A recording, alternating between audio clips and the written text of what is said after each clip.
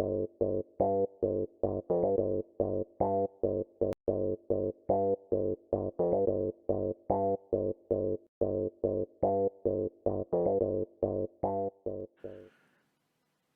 sujets du Royaume de France, chers amis chevaliers, bienvenue sur la chaîne de l'Aventurier Catholique. Je commence par un petit rappel. Merci à mes gentils abonnés qui m'ont fait parvenir ceci de me préciser le livre que vous souhaitez en contrepartie. Ce n'est pas précisé dans votre courrier, je ne peux pas le deviner. Alors soit en commentaire, soit en commentaire sur le blog lacartepostalittéraire.unblog.fr.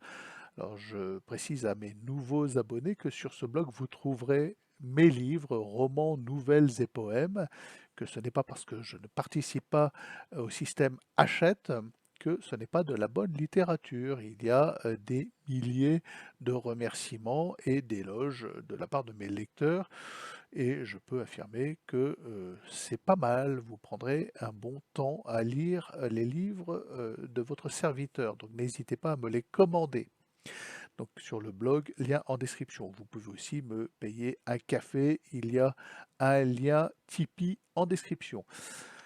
Ce qui me réjouit aujourd'hui, c'est de voir que nos agriculteurs tiennent bon et ne se laissent pas infiltrer par les partis politiques et les syndicats, et leurs revendications sont de haute valeur ajoutée. Elles commencent à fleurir sur les tracteurs, sortis de l'UE, condition sine qua non. Sortie de l'UE. Et c'est parfaitement légitime quand on voit la propension de l'UE actuelle à devenir une dictature. La dictature van der Leyen, hein, obéir à, comment il l'appelle, la gonzesse coiffée comme un Playmobil, qui est absolument corrompu jusqu'à l'os et qui se fout complètement de l'intérêt des États européens. Bien. Donc, comment se fait-il que notre pays, qui possède les plus belles terres agricoles, un climat totalement propice, tempéré et un savoir-faire ancestral, ait perdu sa souveraineté alimentaire? Le responsable, c'est l'UE et la corruption européenne qui se fout complètement de notre agriculture et qui baigne dans une espèce d'idéologie mondialiste et en plus dirigée par des corrompus, hein, voilà, sous-tendu par une espèce d'idéologie écolo qui voudrait nous affamer sous prétexte de réduire les émissions de carbone à zéro. Voilà. Tout agriculteur vous dira que le carbone, ben oui, c'est la vie, malheureusement pour ces fous psychopathes. Donc il n'y a pas d'autre alternative aujourd'hui que de sortir de l'Union européenne, sortir de l'UE. Donc soutien total à nos agriculteurs et à ces revendications qui sont de haute valeur ajoutée en espérant qu'ils ne se laisseront pas infiltrer par les gauchistes comme l'ont été les Gilets jaunes qui au départ avaient aussi des revendications pour le bien commun à haute valeur ajoutée et qui du jour au lendemain se sont trouvés à dire manifestons pour le climat. Voilà, comme si des organismes ou autres, des États où Macron, dans son palais de l'Élysée, avait un thermostat et pouvait modifier le climat. D'autant qu'il n'en a strictement rien à carrer, hein. Tout ce qu'il voit, c'est qu'il peut profiter de la crédulité des gens pour ramasser le pognon. Donc personne n'a de thermostat, le climat il vient comme il vient, il faut le prendre comme il est. S'il fait un peu plus chaud, bah, c'est tant mieux, profitons-en pour moins chauffer.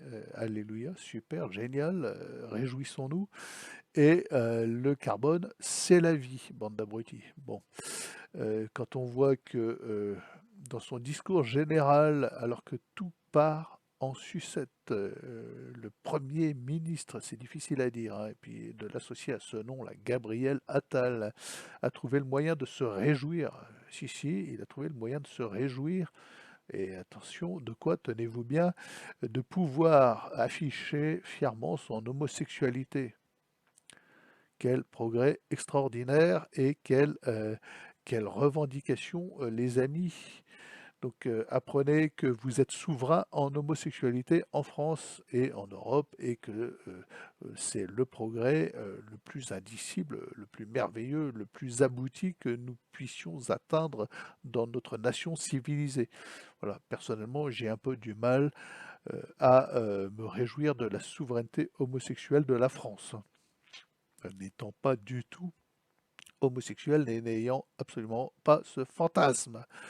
Voilà. Alors, des fantasmes, j'en ai quelques-uns. Alors, par exemple, d'embastiller la bande de cuistres qui nous gouverne. Alors, les Macron, Attal pour la politique, les Bergoglio et Fernandez pour la religion, et journalistiquement, il y aurait des barbiers.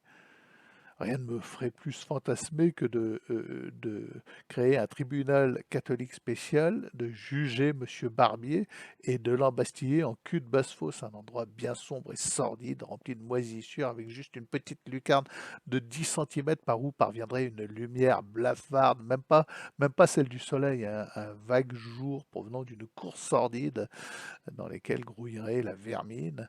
Voilà, ce bonhomme tout nu dans son cul de basse-fosse, nourri avec une écuelle de nourriture avariée provenant du Brésil et embastillé pour l'ensemble de son œuvre de traîtrise. Il est quand même parvenu, et c'est le premier d'une série certainement longue, à traiter nos agriculteurs d'antisémites. Fallait le faire. On l'attendait et il est le premier. C'est dingue. Voilà, vous vous souvenez, hein, les gilets jaunes étaient eux-mêmes traités de tout ce que vous voulez, anti-machin, complotiste et antisémite. Bien, donc ça commence. Barbier a ouvert le bal sous le prétexte de la couleur des bonnets des agriculteurs. C'est puissant.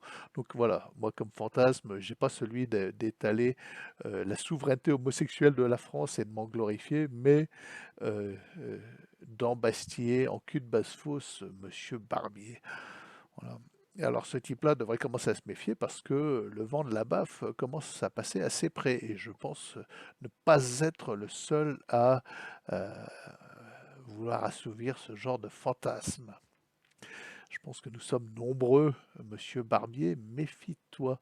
Alors il y a quelques médias qui se méfient, on voit par exemple des soubresauts de droitisation, enfin, on va dire droitisation, hein, même si ça ne veut plus rien dire, sur Europe 1 par exemple, avec des Gaspard Proust, Léa Salamé, Charlotte Dornelas, Pascal Praud, qui commencent à tenir un discours, ma foi, pas trop malhonnête, à interviewer des gens qui ne sont pas trop des lèche-bottes du système.